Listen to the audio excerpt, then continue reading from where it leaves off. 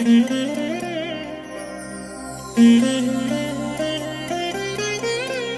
దినం పరము నుండి దిగివచ్చు మాట, ఇది నీ జీవితానికి వెలుగుల బాట, నీ ఒడిలో ఉంచబడిన దీవెనల మూట, అద్భుతాల ఆనంద ఊట.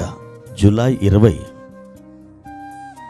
సంవత్సరమంతా మీరు బైబిల్ చదివి ముగించడానికి ఈరోజు మీరు చదవలసిన లేఖన భాగము ఉదయం 26, 27 మరియు 28 కీర్తనలు, సాయంత్రం అపోస్తుల కార్యములు 22వ అధ్యాయము.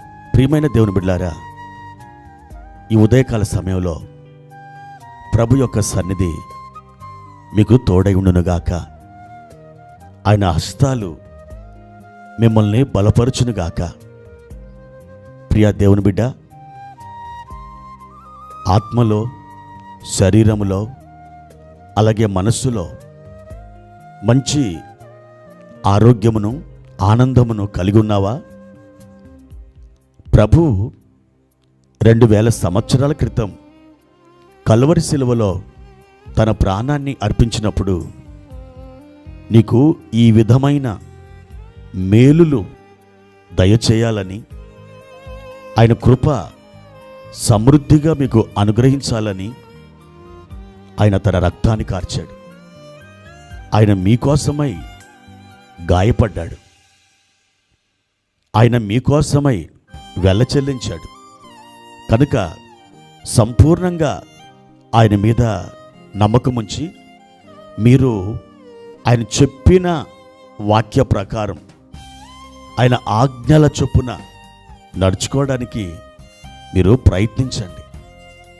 దేవుడు నిశ్చయముగా మీ జీవితంలో ఆనందకరమైన కార్యాలు జరిగిస్తారు. ఈ ఉదయకాలం ప్రభువారు మనకిచ్చిన వాక్య భాగాన్ని చదువుకుందాం. అపోస్తుల కార్యములు 13వ అధ్యాయము 22వ వచనం.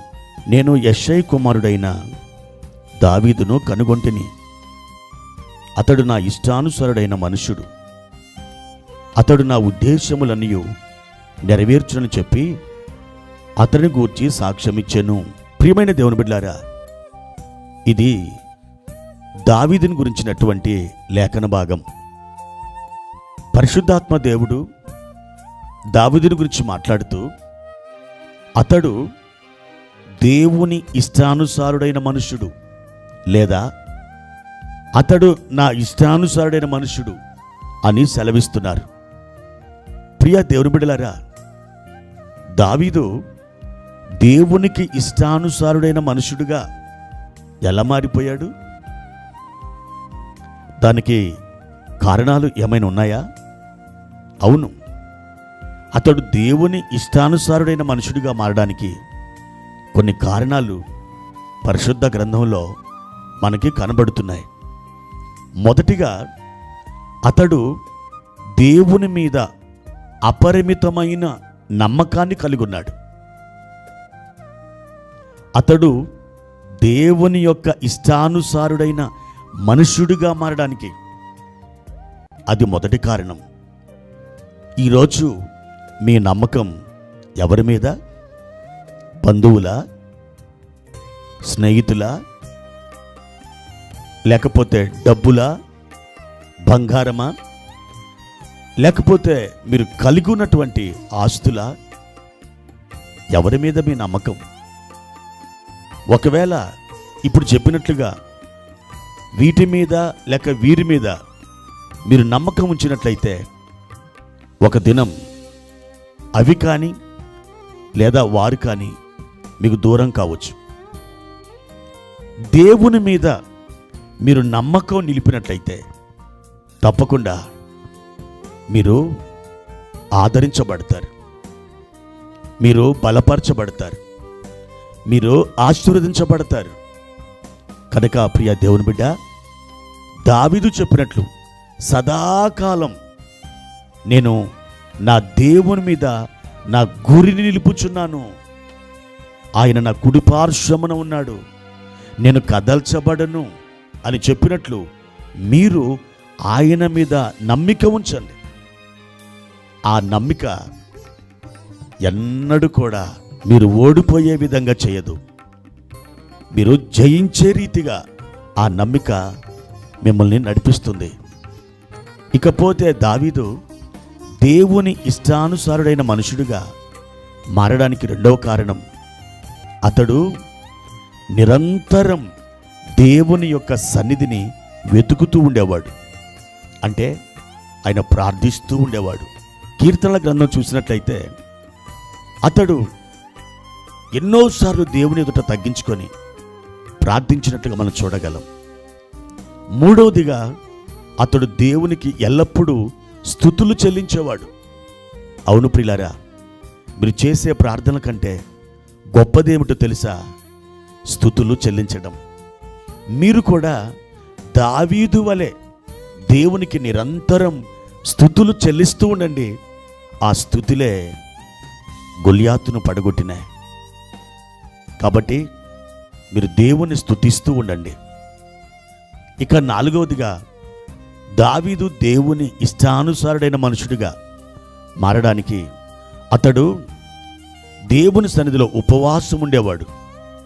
ఆయన ఒక రాజుగారు అయినప్పటికీ చాలా విరామము లేని ఒక పనులు అతడు కలిగి ఉన్నప్పటికీ దేవునికి ఇచ్చే సమయాన్ని అతడు దేవునికి ఇస్తుండేవాడు. దేవుని సన్నిధిలో ఉపవసించి ప్రార్థిస్తుండేవాడు. ఆ విధంగా దేవుని యొక్క ఇష్టానికి అతడు పాత్రుడైపోయాడు. అతడు దేవుని ఇష్టానుసారైన మనుషుడిగా మారడానికి ఐదో కారణం, అతడు దేవుని ఆలయం మీద ఒక వాంఛ కలిగి ఉన్నాడు. ప్రియ దేవుని బిడ్డలారా, తన కుమారుడైన సొలొమోను కట్టిన ఆ మందిరాన్ని వాస్తవానికి దావీదే కట్టాలనుకున్నాడు. కానీ దేవుడు అనుమతించలేదు. అతడు మక్కువ కలిగిన ఆ దేవాలయం తన ప్రాణములో ప్రాణమైపోయింది. మీరు దేవుని మందిరాన్ని ప్రేమించేవారిగా ఉన్నట్లయితే దేవుని ఇష్టానుసారుడైన మనుషుడిగా మీరు మారగలరు. ఇక ఆరవదిగా, దావీదు దేవుని యొక్క గద్దింపుని అంగీకరించేవాడు. ప్రియ దేవుని బిడ్డ, నాతాను ప్రవక్త దావీదుని గద్దించినప్పుడు లోబడిపోయాడు. మీరు దేవుని వాక్యము చేత హెచ్చరించబడుతున్నప్పుడు, దైవజనుడు మిమ్మల్ని గద్దిస్తున్నప్పుడు